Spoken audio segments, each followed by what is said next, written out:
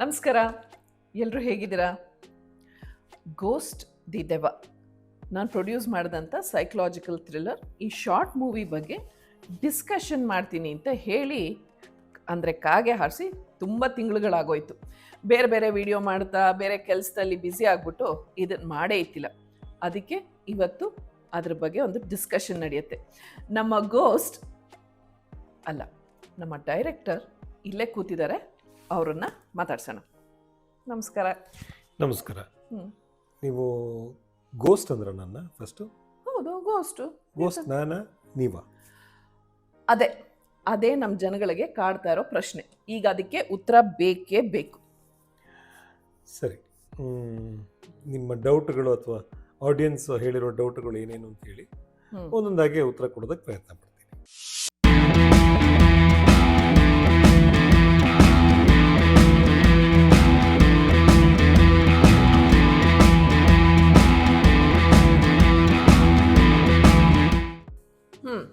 ಈಗ ಮೊದಲನೇ ಪ್ರಶ್ನೆ, ನೀವು ಹೇಳಿದ್ರಲ್ಲ ಇದರಲ್ಲಿ ಗೋಸ್ಟ್ ಯಾರು? ಗೋಸ್ಟಾ? ನಮ್ಮ ಶಾರ್ಟ್ ಮೂವಿನಲ್ಲಿ ಗೋಸ್ಟೇ ಇಲ್ವಲ್ಲ. ನೋಡಿ, ಇದನ್ನೇ ಬೇಡ ಅನ್ನೋದು. ಇವಾಗ ನಿಮ್ಮ ಫೋಟೋ ನೋಡಿ ನನ್ನ ಕ್ಯಾರೆಕ್ಟರ್ ಸಾಯ್ತು, ಹಾಗೆ ನಿಮ್ಮ ಫೋಟೋ ನೋಡಿ ನನ್ನ ಕ್ಯಾರೆಕ್ಟರ್ ಸತ್ತೋಯ್ತಲ್ವ?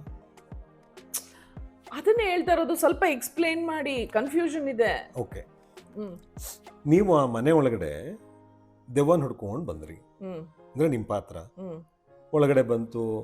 ಅಲ್ಲೆಲ್ಲೋ ದೆವ್ವ ಇದೇನೋ ಅಂತಂಗೆ ಹುಡ್ಕೊಂಡು ಹೋಯ್ತು.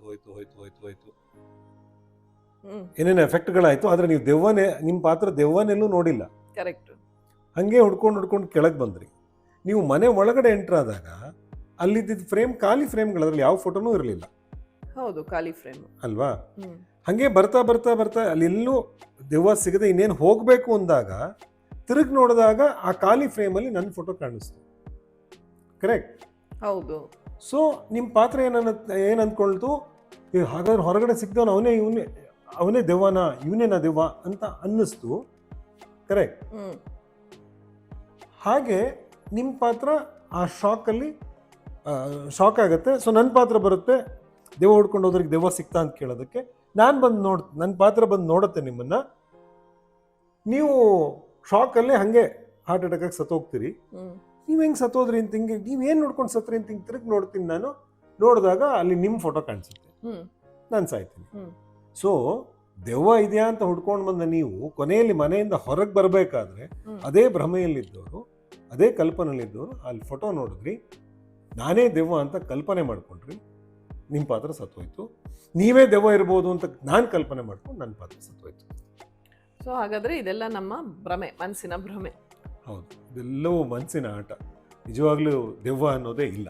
ದೆವ್ವ ಅಂತಲ್ಲ, ಯಾವುದೇ ವಿಷಯ ಇದ್ರೂ ಎಲ್ಲವೂ ಸೃಷ್ಟಿಯಾಗೋದು, ಹುಟ್ಕೊಳ್ಳೋದು ನಮ್ಮ ಮನಸ್ಸಲ್ಲಿ. ಸರಿ, ನೀವು ಹೇಳೋದನ್ನು ನಾನು ಒಪ್ಕೋತೀನಿ. ಆದರೂ ಇನ್ನೂ ಸ್ವಲ್ಪ ಕ್ಲಿಯರಾಗಿ ಅರ್ಥ ಆಗೋ ಹಾಗೆ ಏನಾದರೂ ಒಂದು ಎಕ್ಸಾಂಪಲ್ ಕೊಡಿ. ಓಕೆ, ಸುಬಿಕುಟ್ಟಿ ಹಿಂಗೆ ಓದ್ತಾ ಇದ್ಲು. ಅಯ್ಯೋ, ಆ ಕತೆ ಇವಾಗ ಬೇಕಾ? ರಾಮ, ಅದೊಂದು ಪುಕ್ಕಲ್ ಶೆಟ್ಟಿ. ನಿಮಗೆ ಗೊತ್ತು, ನೀವೇ ನೋಡಿದ್ದೀರ. ಸೊ ಎಕ್ಸಾಮ್ಗೆ ಓದ್ಕೊಳ್ಳುವಾಗ ಹೆಂಗೆ ಅಂದರೆ, ಅವಳು ಯಾವ ಪೇಜಲ್ಲಿ ಏನಿದೆ, ಪ್ರಿಂಟ್ ಆ್ಯಂಡ್ ಪಬ್ಲಿಷ್ಡು, ಎಸ್ ಸತಿ ಅದು ಮುದ್ರಣ ಆಗಿದೆ, ಎಲ್ಲ top to bottom, page to page ಎಲ್ಲ ಗೊತ್ತಿರ್ತಿತ್ತು. ಜೆರಾಕ್ಸ್ ಮಾಡ್ಕೊಂಡಾಗೆ ಸ್ಕ್ಯಾನರು. ಸೊ ಹಂಗಿದ್ರೂ ಆದರೂ ಅವಳಿಗೆ ಏನಂತಾರೆ, ನಾನು ಎಕ್ಸಾಮಲ್ಲಿ ಚೆನ್ನಾಗಿ ಮಾಡಲ್ಲ ಅಂತ ಯಾವಾಗಲೂ ಇರ್ತಾಯಿತ್ತು. ಎಕ್ಸಾಮ್ ಬರೆದು ಬಂದಮೇಲೂ ಹೆದರಿಕೆ, ನಾನು ಕರೆಕ್ಟಾಗಿ ಬರೆದಿಲ್ಲ, ಈ ಆನ್ಸರು ಯಾರೋ ಹೇಳಿದ್ರು ಅದಂತೆ, ನಾನು ಬರೆದಿದ್ದು ತಪ್ಪಂತೆ, ಸೊ ನಂಗೆ ಮಾರ್ಕ್ಸ್ ಬರಲ್ಲ, ನಾನು ಫೇಲ್ ಆಗೋಗ್ಬಿಡ್ತೀನಿ. ಇದೇ ಥರನೇ ಫುಲ್ಲು ರೋನಾದೋನ ಏನಂತಾರೆ, ನಾವೇ ಕಾವೇರಿಗೆಲ್ಲ ನೀರು ಸಪ್ಲೈ ಮಾಡ್ತಾ ಇದ್ವಿ, ಹಂಗಳೋಳು. ಅಂದರೆ ಎಕ್ಸಾಮ್ ಬರೆಯೋಕೆ ಮೊದಲು ಒಂಥರದ ಹೆದರಿಕೆ, ಎಕ್ಸಾಮ್ ಬರೆದು ಬಂದಮೇಲೂ ಫ್ರೆಂಡ್ಸು ಇವರೆಲ್ಲ ಆನ್ಸರ್ ಅದು ಇದು ಅಂತ ಹೇಳಿದಾಗ ಒಂದು ಹೆದರಿಕೆ. ಸೊ ಭಯದಲ್ಲಿ ಇರ್ತಾ ಇದ್ವಿ. ನೆಕ್ಸ್ಟ್ ರಿಸಲ್ಟ್ ಏನಾಗ್ತಾ ಇತ್ತು? ರಿಸಲ್ಟಾ ನಿಮಗೆ ಗೊತ್ತಲ್ಲ, ಟಾಪರ್ ಅವಳು. ಏನಂತಾರೆ, ಕಿಂಡರ್ ಗಾರ್ಡನ್ನಿಂದ ಇಲ್ಲಿವರೆಗೂ ಯಾವ್ಯಾವ ಎಕ್ಸಾಮ್ ಬರೆದಿದ್ದವಳು. ಈಗ CS ಓದ್ತಾ ಇದ್ದಾಳೆ, ಆ ಎಕ್ಸಾಮು ಅಷ್ಟೇ, ಎಲ್ಲ ಡ್ಯಾನ್ಸ್ ಎಕ್ಸಾಮ್ಗಳು ಅಷ್ಟೇ. ಟಾಪರ್. ಅಲ್ವಾ? ಸೆಕೆಂಡ್ ಪ್ಲೇಸು ಅದೆಲ್ಲ ಗೊತ್ತೇ ಇಲ್ಲ, ಟಾಪರ್. ಟಾಪರ್. ಅದೇ ಲಾಗು ಹೌದು 7th ರ್ಯಾಂಕ್ಸ್. ಹೌದು ಹೌದು. ಅಫ್ಕೋರ್ಸ್ ನಾನು ನೋಡಿದ್ದೀನಿ, ಆ ಎಕ್ಸಾಮ್ ಬರೆದಾಗೆಲ್ಲ ಹೆದರ್ಕೊಂಡಿದ್ದವಳು.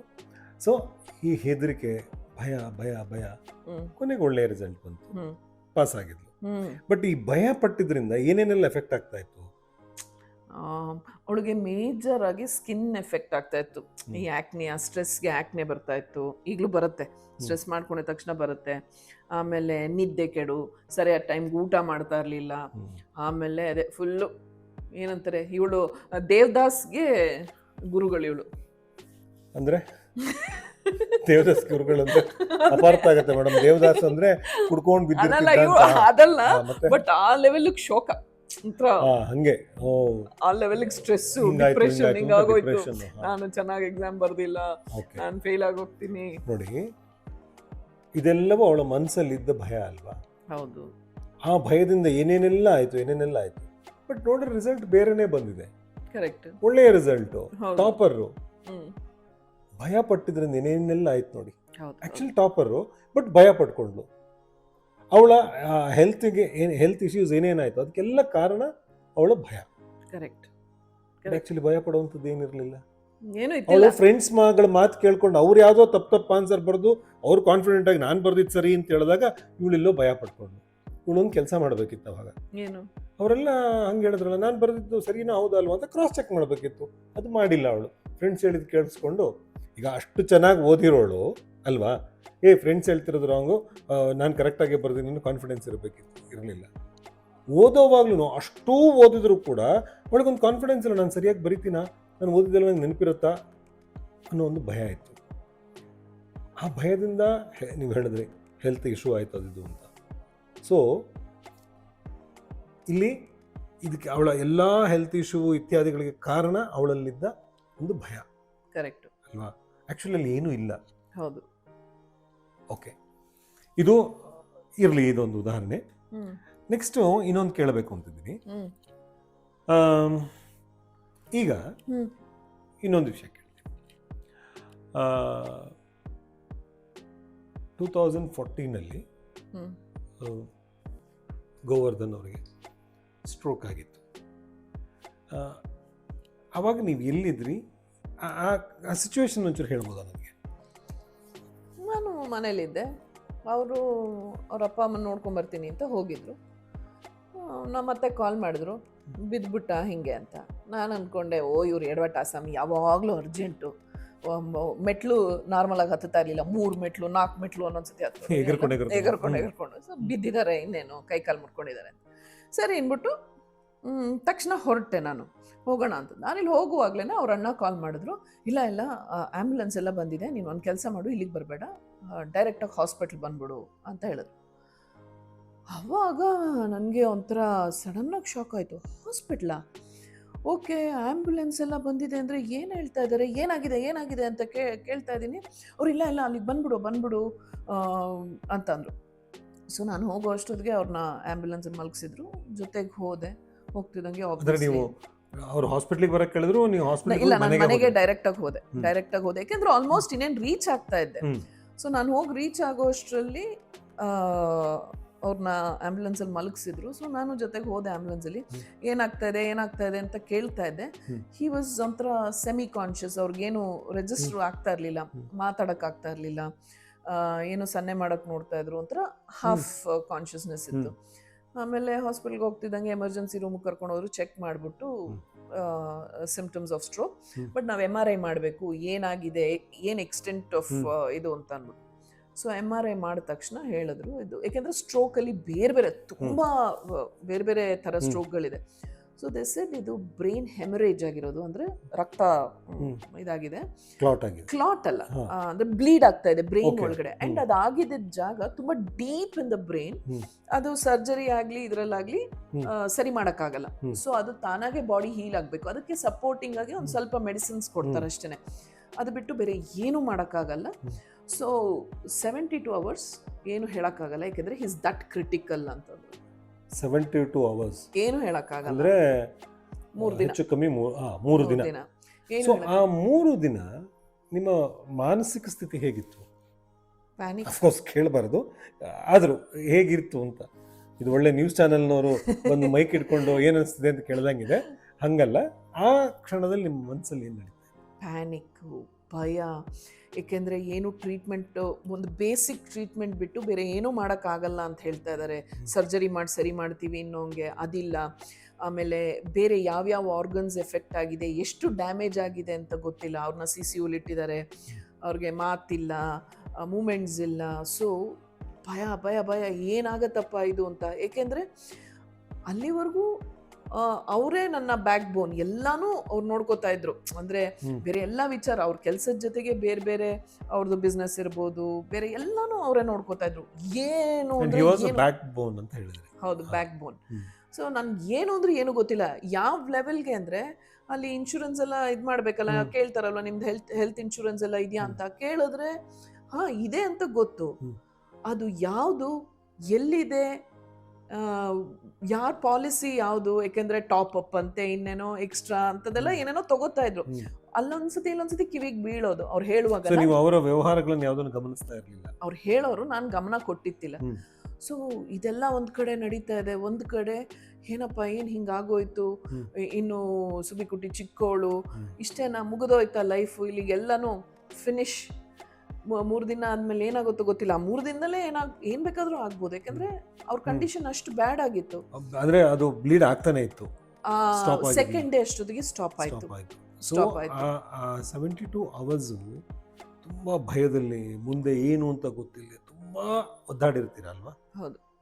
ಅದೇ ನೀವು ಹೇಳಿದಾಗೆ ಮಗಳು ಇನ್ನೂ ಚಿಕ್ಕವಳು, 7ನೇ ಕ್ಲಾಸು, ಎಲ್ಲವೂ ಅದ್ರ ಜೊತೆಗೆ ಅವರು ರಿಕವರ್ ಆಗ್ತಾರೋ ಇಲ್ವೋ, ಆದರೂ ಹೇಗೋ, ಇನ್ನು ನೀವು ಅಂತೂ ಪೂರ್ತಿ ಅವ್ರ ಜೊತೆಗೆ ಇದ್ದು, ಅಫ್ಕೋರ್ಸ್ ದಟ್ಸ್ ಯುವರ್ ಡ್ಯೂಟಿ ಅಲ್ವಾ? ಅವ್ರನ್ನ ನೋಡ್ಕೊಂಡೇ ಇರಬೇಕು.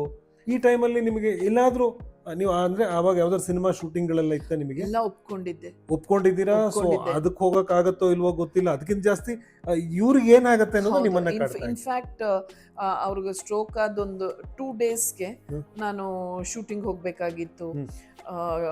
ಅವ್ರಿಗೆಲ್ಲ ಕಾಲ್ ಮಾಡಿ ಹೇಳಬೇಕಾ, ಏನು ಹೇಳಬೇಕು, ಏನು ಮಾಡಬೇಕು, ಏನೂ ಗೊತ್ತಿಲ್ಲ. ಇನ್ಫ್ಯಾಕ್ಟ್ ಕೆಲವು ಆ್ಯಡ್ಸ್ ಎಲ್ಲ ಒಪ್ಕೊಂಡ್ಬಿಟ್ಟಿದ್ದೆ. ಅದಕ್ಕೆ ನಾನು ಔಟ್ ಆಫ್ ಬ್ಯಾಂಗ್ಳೂರ್ ಬೇರೆ ಟ್ರಾವೆಲ್ ಮಾಡಬೇಕಾಗಿತ್ತು. ನನಗೆ ಅದೇ ಹೇಳೋದಲ್ಲ, full I was totally last. Panic and fear, ಇದು ಬಿಟ್ಟು ಬೇರೆ ಏನೂ ಇಲ್ಲ ಅಲ್ವಾ? ತುಂಬ ಭಯ ಎಲ್ಲ ಆಗಿತ್ತು. ಓಕೆ, ಅದಾದಮೇಲೆ ಹಂತ ಹಂತವಾಗಿ ಅವರು ರಿಕವರ್ ಆಗ್ತಾ ಬಂದರು. ಟಚ್ವುಡ್ ಈಗ ಅಂತೂ ಅವರೇ ಓಡಾಡಿಕೊಂಡು ಅವ್ರ ಕೆಲಸನ ಅವ್ರು ನೋಡ್ಕೊಂಡು, ಓಕೆ. ಅದೇ ಹೊಸ ಜಾಗಕ್ಕೆ ಬಂದಾಗ ಒಂಚೂರು ಆ ಜಾಗ ಗೊತ್ತಿಲ್ಲ, ಒಂಚೂರು ಏನೋ ಸಣ್ಣ ಮುಜುಗರ ಇರುತ್ತೆ ಅವರಿಗೆ. ಸೊ ನಾವು ಯಾರಾದರೂ ಅವ್ರಿಗೆ ಗೊತ್ತಿರೋರ ಜೊತೆಲಿದ್ರೆ ಇರ್ತಾರೆ, ಬಿಟ್ಟರೆ ಆ ಮಟ್ಟಕ್ಕೆ ಅವರು ಅಲ್ವಾ? ಸೊ ಈಗ ನೀವು ಆ ಕ್ಷಣದಲ್ಲಿ ಏನೇನೋ ಕಲ್ಪನೆ ಮಾಡ್ಕೊಂಡು ಏನೇನೋ ಹೆದರ್ಕೊಂಡಿದ್ರಲ್ವಾ, ಅದೆಲ್ಲ ಏನೂ ಆಗಿಲ್ಲ ಅಲ್ವಾ? ಸದ್ಯ ಇಲ್ಲ ಅಲ್ವಾ? ಲೈಫ್ ಸ್ಮೂತ್ ಆಗಿ ಹೋಯ್ತು ಆಮೇಲೆ. ಅಂದ್ರೆ ಸ್ಮೂತ್ ಇನ್ ದ ಸೆನ್ಸ್ ಆ ಥರ ಅಲ್ಲ, ನೀವು ಏನು ಕಲ್ಪನೆ ಮಾಡ್ಕೊಂಡಿದ್ರು ಆ 72 ಅವರ್ಸ್ನ ಎಕ್ಸ್ಟ್ರೀಮ್ ಕಲ್ಪನೆ ಎಲ್ಲ ಮಾಡ್ಕೊಂಡಿದ್ದು ಅಂಥದ್ದೇನೂ ಆಗಿಲ್ಲ. ಆ್ಯಕ್ಚುಲಿ ಆಗಿದ್ದು ಬೇರೆನೇ, ಅವ್ರು ರಿಕವರ್ ಆಗ್ತಾ ಬಂದರು. ಓಕೆ, ಸೊ ಸುಬ್ಬಿಕುಟ್ಟಿ ಎಕ್ಸಾಮ್ ಟೈಮಲ್ಲಿ ಭಯ ಪಡ್ತಾ ಇದ್ದಿದ್ದು, ಗೋವರ್ಧನ್ ಅವರಿಗೆ ಸ್ಟ್ರೋಕ್ ಆದಾಗ ಆ 72 ಅವರ್ಸ್ ನಿಮ್ಮ ಮನಸ್ಸಲ್ಲಿ ಓಡಿದ ಭಯ, ಆ ಭಯದಿಂದ ಹುಟ್ಟಿದ ಕೆಲವು ಕಲ್ಪನೆಗಳು, ಇದೆಲ್ಲವೂ ಆ್ಯಕ್ಚುಲಿ ಏನೂ ಆಗೇ ಇಲ್ಲ ಅಲ್ವಾ? ಅಂದರೆ ಆ ಕ್ಷಣದಲ್ಲಿ ನಿಮ್ಗೆ ಅನ್ನಿಸ್ತು ಬಿಟ್ರೆ ಅದಾದಮೇಲೆ ಏನೂ ಆಗಲಿಲ್ಲ, ನೀವು ಅಂದ್ಕೊಂಡಿದ್ದು ಯಾವುದೂ ಆಗಿಲ್ಲ. ಸೊ ಆಗಿದ್ದೆಲ್ಲವೂ ಏನು ಹೇಳಿ, ಸುಬ್ಬಿಕುಟ್ಟಿಗೆ ನಾನು ಚೆನ್ನಾಗಿ ಬರೋದಿಲ್ಲ ಅನ್ನೋ ಒಂದು ಭ್ರಮೆ, ನಿಮಗೆ ಇನ್ನೇನೇನೋ ಆಗ್ಬಿಡುತ್ತೆ ಅನ್ನೋ ಭ್ರಮೆ, ಏನೋ ಅಂದರೆ ನೀವು ಹಂಗಂತ ಅಂದ್ಕೊಂಡ್ರಿ, ಅಂಥದ್ದಾಗಿಲ್ಲ. ಓಕೆ, ಸೊ ಇದೆಲ್ಲವೂ ನಡೆದಿರೋದು ನಿಮ್ಮ ಮನಸ್ಸಲ್ಲಿ, ಎಕ್ಸಾಮ್ ಟೈಮಲ್ಲಿ ನಿಮ್ಮ ಮಗಳ ಮನಸ್ಸಲ್ಲಿ, ಕರೆಕ್ಟ್? ಅಲ್ಲ, ಒಂದು ನಿಮಿಷ ಇರಿ. ಈಗ ಗೋಸ್ಟ್ಗೂ ನೀವು ಮಾತಾಡಿದ ಟಾಪಿಕ್ಕು ಏನು ಸಂಬಂಧ? ಸಂಬಂಧ ಇದೆ ಮೇಡಮ್. ಈಗ ಭಯದ ಬಗ್ಗೆ ಮಾತಾಡ್ತಾ ಸುಬ್ಬಿಕುಟ್ಟಿದ್ದು, ಓಕೆ, ಅದು ಎಲ್ಲ ಮಕ್ಕಳಲ್ಲೂ ಸುಮಾರಾಗಿರುವಂಥದ್ದು. ಎರಡನೇದು ನಾನು ಕೇಳಿದ್ದು ಅದು ಹೆಲ್ತ್ದು. ಖಂಡಿತ ಒಬ್ಬ ನಮ್ಮವ್ರು ಯಾರೋ ಜೀವನ ಮರಣ ಸ್ಥಿತಿಯಲ್ಲಿದ್ದಾರೆ ಅಂದಾಗ ಖಂಡಿತ ಎಲ್ಲ ಥರದ ಭಯಗಳಾಗೋದು ಸಹಜ, ಅದು ತಪ್ಪು ಅಂತ ಹೇಳಲ್ಲ. ಈಗ ನಾರ್ಮಲಿ ಇದೊಂದು ನೋಡಿ, ನೀವು ಮಕ್ಕಳು ಸರಿಯಾಗಿ ಹೋಮ್ವರ್ಕ್ ಮಾಡಲ್ಲ, ಹೇಳಿದ್ ಕೇಳಲ್ಲ, ಆಟ ಆಡ್ಕೊಂಡಿರ್ತಾರೆ ಅಂತಲ್ಲಿದ್ದಾಗ ನಾರ್ಮಲ್ ಪೇರೆಂಟ್ಸ್ ಎಲ್ಲ ಏನು ಮಾಡ್ತಾರೆ ಹೇಳಿ? ಏನಂತಾರೆ, ಅದೇ ನೋಡು ಗೊಗ್ಗಯ್ಯ ಬರ್ತಾನೆ, ನೀನು ಹಿಡ್ಕೊಂಡು ಹೋಗ್ತಾನೆ, ಇಲ್ಲ ನೀನು ಹಿಂಗೆ ಓದಲಿಲ್ಲ ಅಂದರೆ ಹಿಂಗಾಗಲಿಲ್ಲ ಅಂದರೆ ಈ ಥರ ಆಗೋಗ್ಬಿಡುತ್ತೆ, ಅಥವಾ ದೇವ್ರ ಶಾಪ ಕೊಡ್ತಾನೆ, ಸುಳ್ಳು ಹೇಳಿದ್ರೆ ದೇವ್ರ ಶಾಪ ಕೊಡ್ತಾನೆ, ಆಮೇಲೆ ಇನ್ನೇನೋ ಆದರೆ ಪೊಲೀಸ್ ಬಂದ್ಬಿಡುತ್ತೆ. ನೋಡಿ, ಪೊಲೀಸು ಅಂತ ಹೇಳಿದಾಗ ನೆನಪಾಯ್ತು. ಇವತ್ತಿಗೂ ನಮ್ಮಲ್ಲಿ ಬಹಳಷ್ಟು ಜನಗಳಿಗೆ ಪೊಲೀಸ್ ಅಂದ್ರೆ ಒಂದು ಭಯ ಇದೆ. ಅವ್ರು ಏನು ತಪ್ಪು ಮಾಡಿರಲ್ಲ, ಏನಿಲ್ಲ, ಪೊಲೀಸ್ ನೋಡಿದ್ರೆ ಏನೋ ಒಂದು ಭಯ. ಇದಕ್ಕೆ ಕಾರಣ ಏನು ಗೊತ್ತಾ? ಚಿಕ್ಕ ವಯಸ್ಸಲ್ಲಿ ಮಕ್ಕಳಿಗೆ ನೋಡು ಪೊಲೀಸ್ ಮಾಮ ಬಂದರು ಕರ್ಕೊಂಡು ಹೋಗ್ತಾರೆ, ವಿನಾಕಾರಣ ಪೊಲೀಸನ್ನ ವಿಲನ್ ಮಾಡಿಬಿಟ್ಟಿದೆ ಈ ಸಮಾಜ. ಅವ್ರ ಪಾಪ ನಮ್ಮನ್ನ ಕಾಪಾಡಕ್ಕಿರೋರು, ನಮ್ಗೆ ಅವ್ರನ್ನ ನೋಡಿದ್ರೆ ಧೈರ್ಯ ಬರಬೇಕು. ಬಟ್ ಈ ಚಿಕ್ಕ ವಯಸ್ಸಿಂದ ಮಕ್ಕಳಿಗೆ ಹಿಂಗೆ ಹೇಳಿ ಹೇಳಿ ಎಲ್ರಿಗೂ ಪೊಲೀಸ್ ಅಂದ್ರೆ ಏನೋ ಒಂದು ಭಯ. ಎರಡನೇದು ಗೊಗ್ಗಯ್ಯ, ಅದೇ ದೆವ್ವ ಬರುತ್ತೆ ಅನ್ನೋದು. ಆಮೇಲೆ ನೀವು ಹೇಳಿದ್ರಿ ಸುಳ್ಳು ಹೇಳಿದ್ರೆ ದೇವ್ರ ಶಾಪ ಕೊಡ್ತಾನೆ. ದಟ್ ಈಸ್ ಓಕೆ, ಒಂದು ಹಂತಕ್ಕೆ ನಾನು ಒಪ್ಕೋತೀನಿ, ಸುಳ್ಳು ಹೇಳಬಾರ್ದು ಅನ್ನೋದಕ್ಕೆ. ಆದರೆ ನೀನು ಹೇಳಿದ ಕೇಳಿದ ದೇವ್ರ ಶಾಪ ಕೊಡ್ತಾನೆ, ನೀನು ಹಂಗೆ ಮಾಡಿದ್ರೆ ದೇವ್ರ ಶಾಪ, ಈ ಥರ ಹೇಳೋದೆಲ್ಲ ಸರಿಯಲ್ಲ ಅಂತ ನನಗೂ ಅನ್ನಿಸ್ತಾ ಇದೆ. ಈಗ ಹೀಗಲ್ಲ ಅಂದರೆ ಮತ್ತೆ ಹೇಗೆ? ಯಾಕಂದರೆ ನೀವು ಸುಬ್ಬಿಕುಟ್ಟಿನ ತುಂಬ ಚೆನ್ನಾಗಿ ಬೆಳೆಸಿದ್ದೀರ, ಅವಳಿಗೂ ಹೀಗೆಲ್ಲ ಹೆದರಿಸಿದ್ದೀರಾ ನೀವಾಗಲಿ, ನಿಮ್ಮ ಅಮ್ಮ ಆಗಲಿ, ಅಥವಾ ಅವಳ ಅಜ್ಜಿ ತಾತ ಅಪ್ಪ ಯಾರಾದರೂ? ಇಲ್ಲಪ್ಪ, I never believed in this. ಯಾಕೆಂದರೆ ನಾನು ಸೈಕಾಲಜಿ ಬಗ್ಗೆ ಕೆಲವೊಂದು ಕೋರ್ಸಸ್ ಎಲ್ಲ ಮಾಡಿದ್ದೀನಿ. ಹಾಗಂತ ಅಂದ್ಬಿಟ್ಟು ನಾನು ಪಂಡಿತೆ, ಅದರಲ್ಲಿ ಪರಿಣಿತೆ ಅಂತೆಲ್ಲ ನಾನು ಹೇಳ್ಕೊಳ್ಳಲ್ಲ. ಬಟ್ ಸುಬ್ಬಿಕುಟ್ಟಿಗೋಸ್ಕರನೇ, ಅಂದ್ ಅಫ್ಕೋರ್ಸ್ ನನಗೆ ಸೈಕಾಲಜಿ ಅಂದರೆ ತುಂಬ ಇಷ್ಟವಾದ ಸಬ್ಜೆಕ್ಟು. ಸೊ ಸುಮಾರು ಕೋರ್ಸಸ್ ಮಾಡಿದ್ದೀನಿ. ಸೊ ಅದರಲ್ಲಿ ಈ ಥರ ಎಲ್ಲ ನಾವು ಒಂದು ಫಿಯರ್ ಫ್ಯಾಕ್ಟರ್ ಇರ್ಬೋದು, ಈ ಥರ ಎಲ್ಲ ಏನಾದರೂ ಮಾಡಿದಾಗ, ಮಕ್ಕಳ ಮನ್ಸಿಗೆ ಹಾಕಿದಾಗ, ಅದು ಮುಂದೆ ಹೋಗ್ತಾ ಹೋಗ್ತಾ ಯಾವ್ಯಾವ ರೀತಿ ಒಂದು ಕೆಟ್ಟ ಪರಿಣಾಮ ಬೀರುತ್ತೆ ಅಂತ ಅದೆಲ್ಲ ನಂಗೆ ಗೊತ್ತು. ಸೊ ಹಾಗಾಗಿ ನಾನು ಯಾವತ್ತೂ ಅಂಥದ್ದೆಲ್ಲ ಸುಬ್ಬಿಕುಟ್ಟಿಗೆ ಮಾಡಿಲ್ಲ. I use to explain to her ಚಿಕ್ಕ ಮಗುವಿಂದನೇ. ಅದಕ್ಕೆ ಎಷ್ಟರ ಮಟ್ಟಿಗೆ ಚಿಕ್ಕ ಮಗುಗೆ ಏನು ಅರ್ಥ ಆಗತ್ತೆ ಅಂತ ಯಾರಾದರೂ ಕೇಳ್ಬೋದು. ಇಲ್ಲ, ನಾವು ಅನ್ಕೋತೀವಿ ಅದಕ್ಕೆ ಅರ್ಥ ಆಗಲ್ಲ ಅಂತ, ಬಟ್ ಎಲ್ಲೋ ಒಂದು ಸ್ವಲ್ಪ ಹೋಗಿರುತ್ತೆ. ಸೊ ಎಕ್ಸ್ಪ್ಲೈನ್ ಮಾಡ್ತಿದ್ದೆ. ಇವಾಗ ಊಟ ಮಾಡಲ್ಲ ಅಂದರೆ ನೋಡು, ನೀನು ತರಕಾರಿ ತಿನ್ನಬೇಕು, ತರಕಾರಿ ತಿಂದರೆ ಯು ವಿಲ್ ಬಿಕಮ್ ಸ್ಟ್ರಾಂಗ್, ಅವಾಗ ನೀನು ಸ್ಕೂಲ್ಗೆ ಹೋಗ್ತೀಯಾ, ಈ ಥರ ಚಿಕ್ಕದಾಗೆ ಎಕ್ಸ್ಪ್ಲೈನ್ ಮಾಡ್ತಾ ಇದ್ದೆ. ಆಮೇಲೆ ಯಾಕೆ ಓದಬೇಕು, ಯಾಕೆ ಚೆನ್ನಾಗಿ ಓದಬೇಕು, ಅಥವಾ ಯಾಕೆ ಸುಳ್ಳು ಹೇಳಬಾರ್ದು, ಅದರದ್ದು ರಿಪರ್ಕಷನ್ಸ್ ಏನು, ಈ ಥರ ಎಲ್ಲ I use to always explain to her. So ಹಾಗಾಗಿ ನೋಡಿ, ಇದು ಆಮೇಲೆ ಮೂಢನಂಬಿಕೆಗಳು ಇದು ಯಾವುದನ್ನು ನಾನು ಅವಳು ತಲೆಗೂ ಹಾಕಿಲ್ಲ. ನಂಬಿಕೆ ಮೂಢನಂಬಿಕೆ ಗೊತ್ತಿಲ್ಲ, ಅದು ಅವ್ರವ್ರ ನಂಬಿಕೆಗೆ ಬಿಟ್ಟಿದ್ದು. ಸೊ ಇದು ಸರಿಯಾದ ದಾರಿ ಅಲ್ವಾ? ಮಕ್ಕಳಿಗೆ ಸುಳ್ಳು ಹೇಳಿ ಹೆದರಿಸೋ ಬದಲು ಆಕ್ಚುಲಿ ಏನಾಗುತ್ತೆ, ನಾವೇ ಸುಳ್ಳು ಹೇಳ್ಕೊಡ್ತಾ ಇದೀವಿ. ಅಂದ್ರೆ ನಾವೇ ಸುಳ್ಳು ಹೇಳ್ತಾ ಇದೀವಿ, ಸುಳ್ಳು ಹೇಳ್ಬೇಡ ಅಂತ ನಾವು ಸುಳ್ಳು ಹೇಳ್ತಾ ಇದೀವಿ. ಕರೆಕ್ಟ್. ಮಕ್ಕಳಿಗೆ ಹೀಗೆ ಸುಳ್ಳು ಹೇಳಿ ಹೆದರಿಸೋ ಬದಲು ಸತ್ಯವನ್ನು ಹೇಳಿ ಸರಿಯಾದ ದಾರಿಯಲ್ಲಿ ಕರ್ಕೊಂಡು ಹೋಗೋದು ಬಹಳ ಒಳ್ಳೆಯದು. ಈಗ ಭಯ, ನಾನು ಆವಾಗಲೇ ಏನಾಯಿತು, ನಮ್ಮ ಕಥೆಯಲ್ಲಿ ನಿಮ್ಮ ಪಾತ್ರವಾಗಲಿ ನನ್ನ ಪಾತ್ರವಾಗಲಿ ಭಯದಿಂದವೇ ಸತ್ತಿದ್ವು. ಅಲ್ಲಿ ಎರಡೂ ಪಾತ್ರಕ್ಕೂ ನಿಜವಾದ ದೆವ್ವ ಅನ್ನೋ ಅನುಭವ ಆಗಲೇ ಇಲ್ಲ. ನಿಮ್ಮ ಪಾತ್ರ ಒಳಗೆ ಬಂದು ಅಲ್ಲಿ ಯಾವುದೋ ಒಂದು ಫ್ಯಾನಲ್ಲಿ ಬೊಂಬೆ ನೇತಾಕಿತ್ತು, ಇಮ್ಯಾಜಿನ್ ಮಾಡ್ಕೊಂಡಿದ್ದು ಅಲ್ಲ, ಅದು ಅಲ್ಲಿ ನಿಮ್ಗೆ ಕಾಣಿಸಿತ್ತು. ಹೌದು, ಹೋದ್ರಿ ಕೆಳಗಿಟ್ಬೇಕಾದ್ರೆ ಯಾವುದೋ ಒಂದು ಮಗು ಕೂಗದಾಗತ್ತೆ, ತಿರುಗಿ ಭಯ ತಿರುಗಿ ನೋಡ್ರೆ ಅಲ್ಲಿ ಏನೂ ಇಲ್ಲ. ಮತ್ತು ಮುಂದಕ್ಕೆ ಬಂದರೆ ಯಾವುದೋ ಒಂದು ಏನೋ ಒಂದು ಟಕ್ ಟಕ್ ಟಕ್ ಅಂತ ಸೌಂಡ್ ಆಗ್ತಿತ್ತು. ನೀವು ಅಂದರೆ ನಿಮ್ಮ ಪಾತ್ರ ಏನು ಕಲ್ಪನೆ ಮಾಡುತ್ತೆ, ಯಾರೋ ಇಲ್ಲಿದ್ದಾರೆ, ಏನೋ ಮಾಡ್ತಾರೆ, ಕೈ ಕಾಲೆಲ್ಲ ಕತ್ತರಿಸ್ತಾ ಇದ್ದಾರೆ, ಎಣ್ಣೆಲಿ ಕುದಿಸ್ತಾ ಇದ್ದಾರೆ, ಹಿಂಗೆಲ್ಲ ಆಗಿ ತಿರುಗಿ ನೋಡಿದ್ರೆ ಅಲ್ಲಿ ಏನೂ ಇಲ್ಲ. ಸೊ ನಿಮ್ಮ ಈ ಪಾತ್ರ ಎಲ್ಲವನ್ನ ಕಲ್ಪನೆ ಮಾಡಿಕೊಂಡೇ ಹೋಗಿರುವಂಥದ್ದು. ನಾನು ಈ ಗೋಸ್ಟನ್ನು ಬರೀ ಭಯ ಅಂತ ಮಾತ್ರ ಹೇಳ್ತಾ ಇಲ್ಲ, ನಾನು ಎನರ್ಜಿಯಾಗಿ ಹೇಳ್ತಾ ಇರೋದು.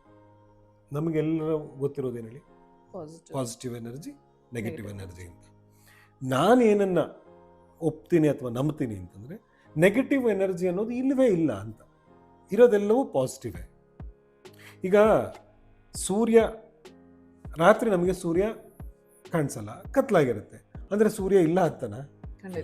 ಸೂರ್ಯ ಕಾಣಿಸ್ತಿಲ್ಲ, ಹಾಗಾಗಿ ನಮಗೆ ಕತ್ಲೆ. ಅಂದರೆ ಸೂರ್ಯ ಭೂಮಿಯ ಆ ಮಗ್ಗುಲಲ್ಲಿದ್ದಾನೆ, ಹಾಗಾಗಿ ಈ ಮಗ್ಗುಲಲ್ಲಿರೋ ನಮಗೆ ಕಾಣಿಸ್ತಾ ಇಲ್ಲ. ಅಂದರೆ ಸೂರ್ಯ ಇಲ್ಲ ಅಂತಲ್ಲ, ಇರೋದೆಲ್ಲವೂ ಬೆಳಕೆ ಅಲ್ವಾ? ಹೌದು. ಕಾಣಿಸ್ತಾ ಇಲ್ಲ ಅನ್ನೋ ಮಾತ್ರಕ್ಕೆ ಕತ್ತಲೆ ಹೊರತು ಸೂರ್ಯನೇ ಇಲ್ಲ ಅಂತಲ್ಲ, ಸೂರ್ಯ ಇದ್ದಾನೆ.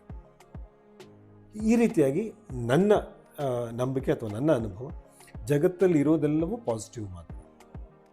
ಪಾಸಿಟಿವ್ ಎನರ್ಜಿ ಮಾತ್ರ ಇರೋದು, ಪಾಸಿಟಿವಿಟಿ ಮಾತ್ರ ಇರೋದು. ನೆಗೆಟಿವ್ ಎನ್ನುವುದು ಎಲ್ಲವೂ ಕೂಡ ನಮ್ಮ ಭ್ರಮೆ ಹಾಗೂ ನಮ್ಮ ಕಲ್ಪನೆ ಅಂತ. ಈ ಜಗತ್ತಲ್ಲಿ ಕೆಟ್ಟದ್ದು ಅನ್ನೋದು ಯಾವುದೂ ಇಲ್ಲ. ನೀವು ಪ್ರಕೃತಿಯಲ್ಲಿ ಯಾವುದಾದ್ರೂ ಕೆಟ್ಟದ್ದು ಅಂತಿದೆಯಾ? ಇನ್ಫ್ಯಾಕ್ಟ್ ಜಾಪನೀಸ್ದೊಂದು ವರ್ಡ್ ನನಗೆ ಜ್ಞಾಪಕ ಬರ್ತಾ ಇಲ್ಲ. ಅವರು ಫ್ಲಾಸ್ ಅಲ್ಲೇ ಅಂದರೆ ಏನಾದರೂ ಒಂದು ಇವಾಗ ಒಂದು ಸೆರಾಮಿಕ್ ಕಪ್ಪೆ ಇರ್ಬೋದು, ಒಡೆದು ಹೋದ್ರೆ ಅದನ್ನ ಅವರು ಒಂದು ಗೋಲ್ಡ್ ಪೇಂಟ್ ಅದೇನೇನೋ ಮೆಟೀರಿಯಲ್ಸ್ ಎಲ್ಲ ಯೂಸ್ ಮಾಡಿ ಅದು ಮತ್ತೆ ಸೇರಿಸ್ತಾರೆ. ಅಂದ್ರೆ ಆ ತಪ್ಪಲ್ಲಿ ಒಂದು ಬ್ಯೂಟಿ ಇರುತ್ತೆ ಅಂತ. ಅಂದ್ರೆ ಅದೇ ಸಿ, ಒಡೆದು ಹೋಗಿದ್ದು, ಅಯ್ಯೋ ಒಡೆದೋಯ್ತು ಹೀಗೆ ಅಂತ ಅವ್ರು ಯೋಚನೆ ಮಾಡಲ್ಲ. ಒಡೆದೋಯ್ತಲ್ಲ, ಕರೆಕ್ಟ್, ಇದನ್ನ ಏನ್ ಮಾಡ್ಬೋದು ಅಂತ ಅದಕ್ಕೊಂದು ಡಿಸೈನ್ ಪಾಸಿಟಿವ್ ಆಗಿ ಥಿಂಕ್ ಮಾಡ್ತಾರೆ. ಹೌದು, ನಾವು ಎಷ್ಟು ಪಾಸಿಟಿವ್ ಆಗಿ ಥಿಂಕ್ ಮಾಡ್ಕೊಂಡು ಹೋಗ್ತೀವೋ ಅಷ್ಟು ನಮ್ಮಲ್ಲೂ ಎಲ್ಲವೂ ಪಾಸಿಟಿವ್ ಆಗಿ ಬೆಳೀತಾ ಹೋಗುತ್ತೆ. ಈ ಪಾಸಿಟಿವ್ ಅನ್ನೋದು ಹಾಲಿದ್ದ ಹಾಗೆ ಮೇಡಮ್, ನೆಗೆಟಿವ್ ಅನ್ನೋದು ಮಜ್ಜಿಗೆ ಇದ್ದ ಹಾಗೆ. ಒಂದು ಹಂಡೆ ಹಾಲಿಗೆ ಒಂದು ಡ್ರಾಪ್ ಮಜ್ಜಿಗೆ ಹಾಕಿದ್ರೆ ಹಾಲು ಹಾಳಾಗುತ್ತೆ ಅಲ್ವಾ? ಸೊ ನಾವೆಷ್ಟು ಪಾಸಿಟಿವ್ ಆಗಿರ್ತೀವೋ ಅವಾಗ ನಮಗೆಲ್ಲವೂ ಪಾಸಿಟಿವ್ ಆಗಿ ಕಾಣಿಸುತ್ತೆ. ನೆಗೆಟಿವ್ ಆಗಿ ನಾವು ಯೋಚನೆ ಮಾಡಿದಷ್ಟು ನಾವು ಹಾಲಿನಷ್ಟು ಶುದ್ಧವಾಗಿರುವ ನಮ್ಮ ಮನಸ್ಸು ಒಡೆದು ಹೋಗ್ತಾನೆ ಇರುತ್ತೆ. ಅಲ್ಲ, ಆಮೇಲೆ ಯಾವ್ದಾದ್ರು ನೆಗೆಟಿವ್ ಸಿಚುವೇಶನ್ ಅಲ್ಲಿ ಇದ್ರೂ ಪಾಸಿಟಿವ್ ಆಗಿ ಅದರಿಂದ ಒಂದು ಸೊಲ್ಯೂಷನ್, ಅದರಿಂದ ಹೊರಗೆ ಬರೋದಕ್ಕೆ. ನೆಗೆಟಿವ್ ಸಿಚುವೇಶನ್, ಆ ಸಿಚುವೇಶನ್ ಅದು ಪರ್ಮನೆಂಟ್ ಅಲ್ಲ. ಕರೆಕ್ಟ್ ಅಲ್ವಾ? ನೆಗೆಟಿವ್ ಸಿಚುವೇಶನ್ ಅದು, ಆ ಸಿಚುವೇಶನ್ ಪಾಸ್ ಆಗುತ್ತೆ. ಹೌದು, ಅದರಿಂದ ಹೊರಗೆ ಬರಕ್ಕೆ ಪ್ರಯತ್ನ ಪಡ್ಬೇಕು. ಸಿಚುವೇಶನ್ ಇಂದ ನೀವು ಹೊರಗೆ ಬರಬೇಕಾಗಿಲ್ಲ, ನೀವು ಸುಮ್ಮನೆ ನಿಂತ್ರೆ ಆ ಸಿಚುವೇಶನ್ ಪಾಸ್ ಆಗಿ ಹೋಗುತ್ತೆ. ನಾವು ಏನು ಮಾಡ್ತೀವಿ ಅಂದರೆ ಇಲ್ಲೇ ಆ ನೆಗೆಟಿವ್ ಸಿಚುವೇಶನ್ ಬಗ್ಗೆ ಇಲ್ಲದೇ ಇರೋ ಕಲ್ಪನೆ ಮಾಡಿಕೊಂಡು ಹೆದರ್ಕೊಂಡು ಗೋಸ್ಟ್ ಇದೆ, ಇಲ್ಲೊಂದು ದೆವ್ವ ಇದೆ ಅಂತ ಸುಮ್ಮನಿರ್ಲಾರದೆ ಆ ದೆವ್ವನ ಹುಡ್ಕೊಂಡು ಬಂದು ಇಲ್ಲದ ದೆವ್ವನ ಹುಡ್ಕೊಂಡು ಬಂದು ಒಳಗಡೆ ಎಲ್ಲ ಅವಾಂತರಗಳನ್ನು ಮಾಡಿಕೊಂಡು ಕೊನೆಗೆ ಆ ಪಾತ್ರ ಏನಾಯ್ತು ಹೇಳಿ? ಸತ್ತೋಯ್ತು. ಸೊ ಇದೆಲ್ಲವೂ ಕಲ್ಪನೆ. ದೆವ್ವ ಅನ್ನೋದು ನಿಮ್ಮಲ್ಲಿ ಹುಟ್ಕೊಳ್ಳೋ ಕಲ್ಪನೆ. ಆ ಕಲ್ಪನೆಯಿಂದ ಭಯ ಹುಟ್ಕೊಳ್ಳುತ್ತೆ. ಭಯದಿಂದ ಏನಾಗುತ್ತೆ? ಆರೋಗ್ಯ ಹಾಳಾಗುತ್ತೆ. ಎಲ್ಲದಕ್ಕೂ ಕಾರಣ ಭಯನೇ. ನಿಮಗೆ ಒಂದು ವಿಷಯದ ಬಗ್ಗೆ ಸರಿಯಾದ ಜ್ಞಾನ ಇದ್ದರೆ ನಿಮಗೆ ಭಯ ಹುಟ್ಟಲ್ಲ, ಭಯ ಆಗಲ್ಲ. ನಿಮಗೊಂದು ವಿಷಯದ ಬಗ್ಗೆ ಸರಿಯಾಗಿ ಗೊತ್ತಿಲ್ಲದಿದ್ದಾಗ ಭಯ ಶುರು ಆಗುತ್ತೆ ಅಲ್ವಾ? ಸೊ ನಾನೇನು ಹೇಳಕ್ಕೆ ಹೋಗಿದ್ದು ಅಂದರೆ, ಗೋಸ್ಟ್ ಅನ್ನೋದು ಭಯ ಅನ್ನೋ ಒಂದು ದೆವ್ವ, ಅದು ನಿಮ್ಮ ಮನಸ್ಸಿನ ಕಲ್ಪನೆ. ಈಗ ನೀವು ಈ ಶಾರ್ಟ್ ಮೂವಿಯನ್ನು ಇನ್ನೊಂದು ಸಾರಿ ನೋಡಿ, ಆ ಭಯಗಳ ಬಗ್ಗೆ ನೋಡ್ಕೊಂಡು ಹೋಗಿ. ಅವಾಗ ನಮ್ಮ ಆಡಿಯನ್ಸ್ಗೂ ಹೇಳ್ಬೇಕು, ನೀವು ಎಲ್ಲರೂ ಅಷ್ಟೇ. ಈಗ ಇನ್ನೊಂದು ಸರಿ ಅದನ್ನು ನೋಡಿ, ಆಮೇಲೆ ಕೊನೆಯಲ್ಲಿ ಎಲ್ಲ ಆದಮೇಲೆ ಮತ್ತೆ ನನ್ನ ಪಾತ್ರ ಹುಡ್ಕೊಂಡು ಬರುತ್ತೆ, ನಿಮ್ಮ ಪಾತ್ರ ನಾನು ಮೊದಲಿದ್ದ ಪೊಸಿಷನ್ ಲ್ಯಾಪ್ಟಾಪಲ್ಲೇ ನೋಡುತ್ತಾ ಇರ್ತೀನಿ, ಮತ್ತೆ ರಿಪೀಟ್ ಆಗುತ್ತೆ ಅಂತಲ್ವಾ? ಇದು ನಿರಂತರ, ಇದು ನಿಲ್ಲದೇ ಇಲ್ಲ. ಯಾವಾಗ ನಿಲ್ಲತ್ತೆ ಅಂತಂದ್ರೆ ನೀವು ಪೂರ್ತಿ ಪಾಸಿಟಿವ್ ಆದಾಗ ನಿಲ್ಲತ್ತೆ. ನೀವು ಪೂರ್ತಿ ಪಾಸಿಟಿವ್ ಆದಾಗ ನಿಲ್ಲತ್ತೆ. ನಿಮ್ಮಲ್ಲಿ ಒಂದು ಸ್ವಲ್ಪ ನೆಗೆಟಿವ್ ಇತ್ತು ಅಂದ್ರೆ ಮತ್ತೆ ಅದು ಮುಂದುವರಿತಾನೆ ಇರುತ್ತೆ. ಈಗ ನನಗೆ ಯಾವುದೋ ಒಂದು ವಿಷಯದ ಬಗ್ಗೆ ಕಂಪ್ಲೀಟ್ ಏನು ಅದ್ರ ಬಗ್ಗೆ ಅರಿವು ಮೂಡಿ ಜ್ಞಾನ ಬಂದ್ಮೇಲೆ ನನಗೆ ಆ ವಿಷಯದ ಬಗ್ಗೆ ಭಯ ಇರಲ್ಲ. ಆಯ್ತು, ನೆಕ್ಸ್ಟ್ ಇನ್ನೊಂದು ಯಾವುದೋ ಅದ್ರ ಬಗ್ಗೆ ಭಯ. ಸೊ ಇದು ನಿರಂತರ ಅನ್ನೋದಕ್ಕೋಸ್ಕರ ಅದನ್ನ ರಿಪಿಟೇಷನ್ ತಂದಿದ್ದೆ. ಈಗ ನೋಡಿ, ಸ್ಟೂಡೆಂಟ್ಸ್ಗಳೇ ಇರ್ಬೋದು, ಎಕ್ಸಾಮ್ ಬಂತು ಅಂದರೆ ರಿಸಲ್ಟ್ ಬರೋ ಟೈಮಲ್ಲಿ ಅವ್ರುಗಳಿರ್ಬೋದು, ಅಥವಾ ನಾನು ಇಷ್ಟೊಂದೆಲ್ಲ ಓದ್ಬಿಟ್ಟಿದ್ದೀನಿ, ನಾನು ಇಷ್ಟಪಟ್ಟಂಥ ಕೆಲಸ ಸಿಕ್ಕಲಿಲ್ಲ ಅಂತನೋ, ಅಥವಾ ನಾನು ಇಷ್ಟಪಟ್ಟೋನೋ ಅಥವಾ ಇಷ್ಟಪಟ್ಟೋಳೋ ಅವ್ರ ಜೊತೆ ಮದುವೆ ಆಗ್ತಿಲ್ಲ ಅಂತನೋ, ಅಥವಾ ಇನ್ನು ಕೆಲವರು ಸಾಲ ಮಾಡ್ಕೊಂಬಿಟ್ಟಿದ್ದೀವಿ, ಹೆಂಗಪ್ಪ ಏನಪ್ಪ ತೀರ್ಸೋಕ್ಕಾಗಲ್ಲ ಅಂತ, ಈ ಥರ ಬೇರೆ ಬೇರೆ ರೀತಿಲಿ ಇದೆಲ್ಲನೂ ನಾವು ನೋಡಿದ್ದೀವಿ, ಓದಿದ್ದೀವಿ, ಕೇಳಿದ್ದೀವಿ. ಏನೇನೋ ಅನಾಹುತಗಳು ಮಾಡ್ಕೋತಾರೆ. ಇದೆಲ್ಲದಕ್ಕೂ ಕಾರಣ ಇನ್ಸೆಕ್ಯೂರಿಟಿ ಎಲ್ಲಿಂದ ಬರುತ್ತೆ? ಭಯದಿಂದ. ಸೊ ಯಾವಾಗ ನಮಗೆ ಒಂದು ವಿಷಯದ ಬಗ್ಗೆ ಸರಿಯಾದ ಅರಿವಿರಲ್ವೋ ಆವಾಗ ನಮ್ಮಲ್ಲಿ ಭಯ ಶುರು ಆಗುತ್ತೆ. ಅರಿವಿಲ್ಲ, ಎಲ್ಲರೂ ತಿಳ್ಕೊಂಡಿರೋಕ್ಕೆ ಸಾಧ್ಯವೇ ಇಲ್ಲ. ನಾವು ಏನು ಮಾಡಬೇಕು ಅಂದರೆ ಪ್ರಶ್ನೆ ಮಾಡೋದನ್ನು ಶುರು ಮಾಡ್ಕೋಬೇಕು. ನಮ್ಮ ವೇದಗಳು ಹೇಳೋದು ಅದನ್ನೇ. ನೀವು ಎಲ್ಲವನ್ನ ಪ್ರಶ್ನೆ ಮಾಡಿ, ನಿಮಗೇನು ಗೊತ್ತಾಗ್ತಾ ಇಲ್ಲ, ಯಾವುದ್ರು ಅರ್ಥ ಆಗ್ತಾ ಇಲ್ಲೋ ಪ್ರಶ್ನೆ ಮಾಡಿ ಅಂತ. ಸ್ಕೂಲಲ್ಲಿ ಟೀಚರ್ಸು ಹಾಗೆ ಅಲ್ವಾ? ಪಾಠ ಎಲ್ಲ ಮಾಡಿದ್ಮೇಲೆ ನಿಮ್ಗೇನಾದ್ರು ಡೌಟ್ಸ್ ಇದ್ರೆ ಕೇಳ್ರಪ್ಪ ಅಂತಾರೆ. ಕೇಳಿದ್ರೆ ನಮ್ಗೆ ಉತ್ತರ ಸಿಗುತ್ತೆ. ನಾವು ಕೇಳಲ್ಲ, ಕೇಳ್ಬಿಟ್ರೆ ಅರ್ಥ ಆಗಿಲ್ಲ ಅಂತ ಆಡ್ಕೋತಾರೆ ಫ್ರೆಂಡ್ಸ್ ಎಲ್ಲ. ಅಲ್ಲಿ ಮಾತ್ರ ಅಲ್ಲ, ಇದೇ ಮೆಂಟಾಲಿಟಿ ಸ್ಕೂಲಿಂದ ಆಚೆ ಬಂದ ಮೇಲೂ ಕೂಡ, ಬೆಳೆದು ದೊಡ್ಡವರಾದ ಮೇಲೂ ಕೂಡ ನನಗೆ ಆ ವಿಷಯದ ಬಗ್ಗೆ ಗೊತ್ತಿಲ್ಲ ಅಂತ ಹೇಳ್ಕೊಳಕ್ಕೆ ನನಗೆಲ್ಲೋ ಒಂದು ಕೀಳರಿವೆ. ಕೇಳ್ಬಿಟ್ರೆ ನಾನು ಎಲ್ಲಿ ಚಿಕ್ಕವನು ಅನ್ಸ್ಬಿಡ್ತೀನೋ ಅಂತ. ಸೊ ಯಾವಾಗ ನಮಗೆ ಪ್ರಕೃತಿಯ ಬಗ್ಗೆ, ನಮ್ಮ ಬಗ್ಗೆ, ನಮ್ಮ ಸಾಮರ್ಥ್ಯದ ಬಗ್ಗೆ ಅರಿವು ಮೂಡುತ್ತೋ ಆವಾಗ ಭಯ ಅನ್ನೋದು ಹೋಗುತ್ತೆ. ಆ ಭಯ ಅನ್ನೋದು ದೆವ್ವ ಇದ್ದ ಹಾಗೆ. ಮತ್ತೆ ಅದನ್ನು ಅಲ್ಲ, ಭಯ ಅನ್ನೋದು ದೆವ್ವ ಇದ್ದ ಹಾಗೆ. ಆ ದೆವ್ವ ಅನ್ನೋ ಭಯನ ನೀವು ಯಾವತ್ತು ಮನಸ್ಸಿಂದ ಕಿತ್ತು ಹಾಕ್ತಿರೋ ಎಲ್ಲವೂ ನಾರ್ಮಲ್ ಆಗುತ್ತೆ. ನಾನು ಈ ಶಾರ್ಟ್ ಮೂವಿನಲ್ಲಿ ಇದನ್ನೇ ಮುಖ್ಯವಾಗಿ ಹೇಳಿರೋದು.